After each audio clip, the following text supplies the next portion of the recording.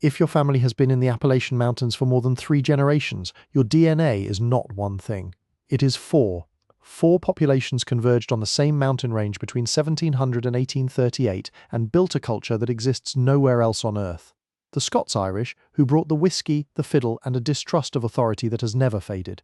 The Germans, who brought the barns, the farms, and a work ethic that turned vertical hillsides into productive land.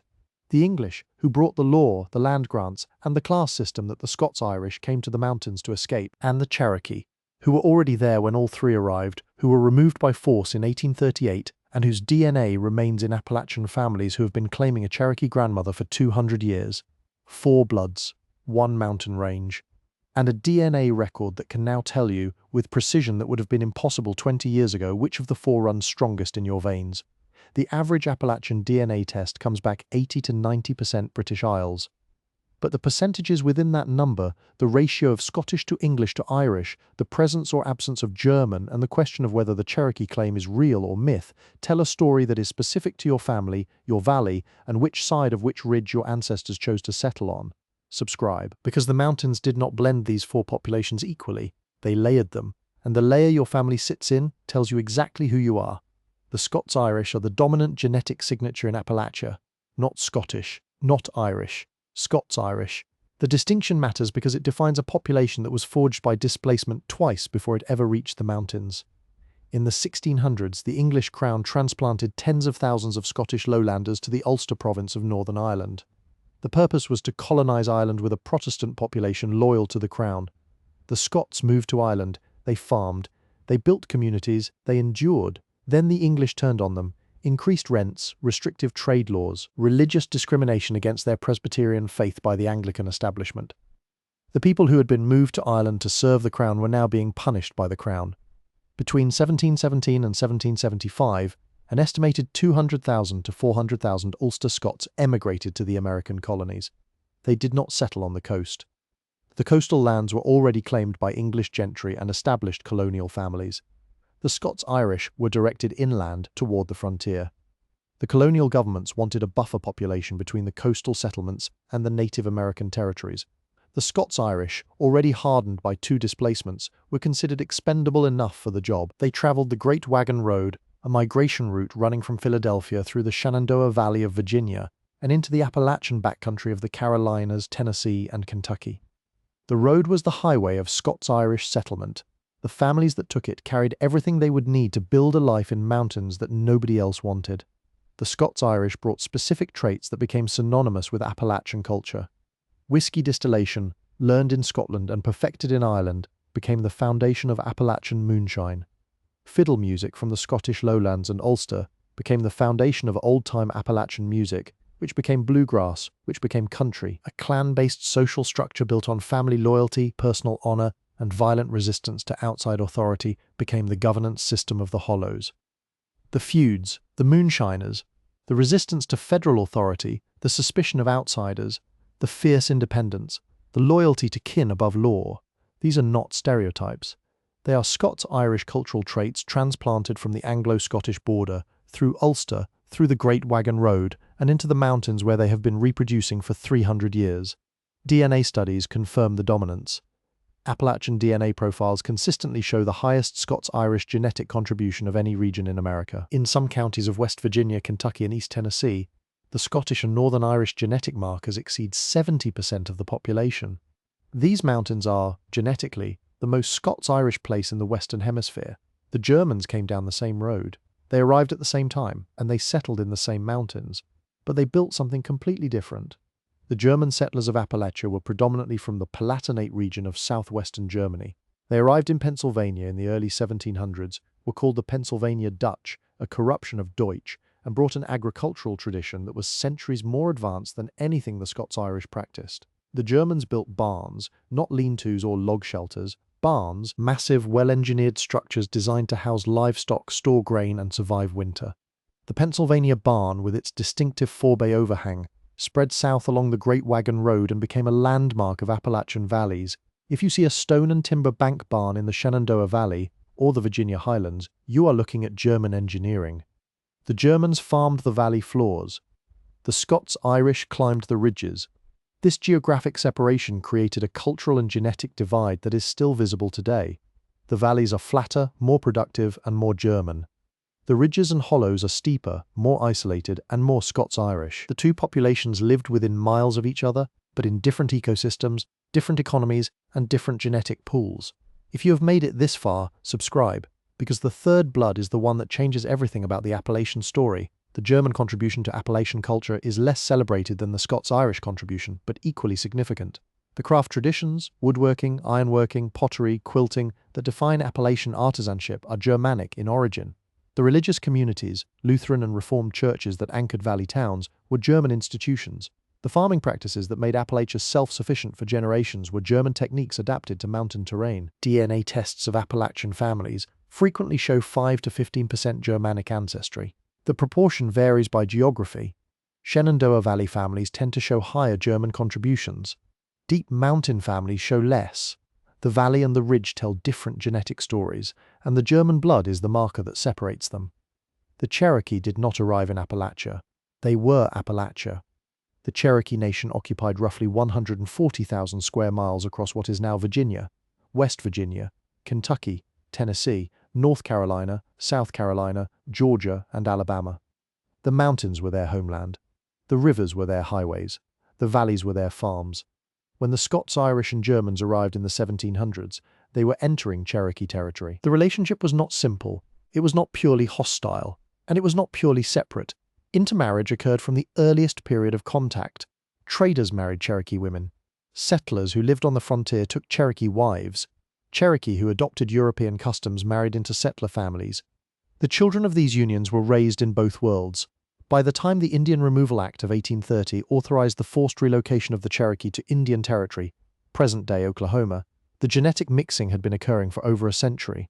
The Trail of Tears in 1838 removed roughly 16,000 Cherokee from the southern Appalachians.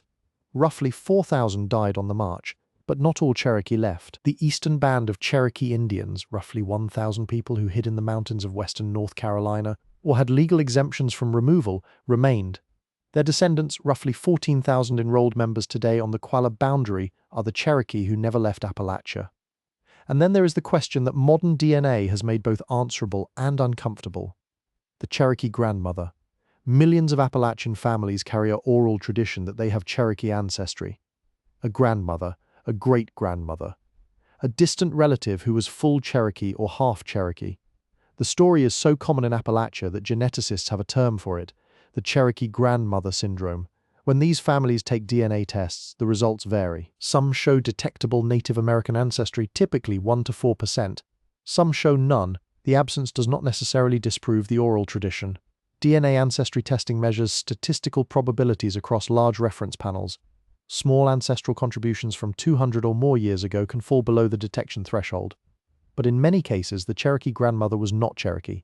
She was Melungeon. The Melungeons were a mixed ancestry population in the central Appalachian region, primarily in East Tennessee, Southwest Virginia, and eastern Kentucky.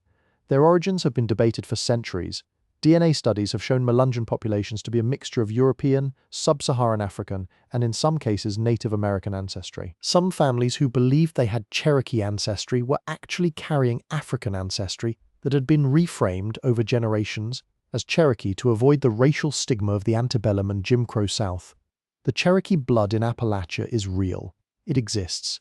Intermarriage occurred for over a century before removal, but the oral traditions claiming Cherokee ancestry are more common than the DNA that confirms it. Some of those traditions are accurate. Some are the Melungeon story, rewritten to survive in a world that punished one ancestry and romanticized another. The English are the fourth blood of Appalachia, and they are the least discussed because they were the establishment that the other three defined themselves against. The English settlers in Appalachia were different from the English settlers on the coast. The coastal English were gentry, merchants, and religious communities who built tidewater plantations and colonial capitals. The English who moved to the mountains were younger sons of landed families, military veterans who received land grants for frontier service, and indentured servants who had completed their terms and moved west because there was nothing left for them in the east. The English contribution to Appalachia is structural rather than cultural. English common law became the legal framework. English land tenure systems determined who owned the hollows and valleys. English political institutions became the county governments that administered, often poorly, the mountain communities. But the English also brought something that the Scots-Irish specifically hated: Hierarchy. The English class system, which placed landowners above tenants and educated men above uneducated ones, was the exact social structure the Scots-Irish had fled from in Ulster. The tension between English-descended valley elites and Scots-Irish ridge communities defined Appalachian politics for 2 centuries. The Whiskey Rebellion of 1794 was Scots-Irish mountain farmers resisting an English-designed federal excise tax on whiskey. The Civil War in Appalachia split along similar lines, with English-descended valley communities often supporting the Confederacy and Scots-Irish mountain communities, who owned no slaves and had no loyalty to the planter class, supporting the Union or refusing to fight for either side. DNA tests of Appalachian families show English ancestry as a consistent background component, typically 15 to 25%. It is rarely the dominant signal. The English did not dominate Appalachian genetics the way they dominated Appalachian law. They owned the land. The Scots-Irish filled the mountains. The DNA reflects the mountains, not the deeds. So which of the 4 bloods runs strongest in your family? If your family has been in the hollows and ridges for generations, if your ancestors were whiskey makers, coal miners, or subsistence farmers on steep ground, your dominant blood is almost certainly Scots-Irish.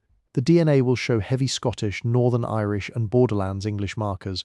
The culture your family carried, the music, the independence, the suspicion of outsiders, was forged on the Anglo-Scottish border, refined in Ulster, and transported to the mountains of Appalachia where it has been running uninterrupted for 300 years. If your family farmed the valleys, built the barns, and attended the Lutheran or Reformed church, your dominant blood includes a significant German component. The DNA will show Palatinate and southwestern German markers that arrived via Pennsylvania and traveled the Great Wagon Road into the Shenandoah and beyond.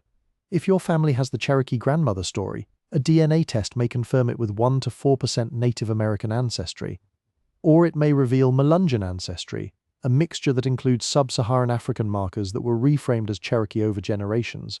Either result is a real ancestry, only one of them is the one the family has been telling.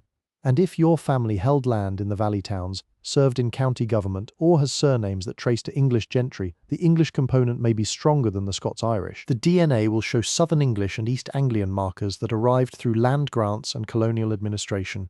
4 bloods, layered by geography. The ridges are Scots-Irish, the valleys are German, the Cherokee were everywhere before they were removed, and the English held the deeds while the other 3 held the ground. The mountains did not blend these populations into one. They layered them, ridge by ridge, valley by valley, hollow by hollow. And the layer your family sits in, the altitude your ancestors chose, the church they attended, the road they took to get there, all of it is in the DNA. The mountains remember who settled where. The DNA remembers why. Scots-Irish on the ridges, Germans in the valleys, Cherokee in the soil before anyone else arrived, English on the deeds. 4 bloods that built one of the most distinctive cultures in the Western world, in a mountain range that kept them isolated long enough to become something that exists nowhere else on Earth. If your family is from Appalachia, your DNA carries a ratio of these 4 populations that is specific to your valley, your ridge, and your family's path through 300 years of mountain history. Drop a comment. Have you taken a DNA test? What percentages came back? Scots-Irish dominant, German surprise, Cherokee confirmed or denied? Tell us your results. Subscribe for more. Share this with someone whose family has been in these mountains long enough to wonder which blood is the strongest. We will see you next time.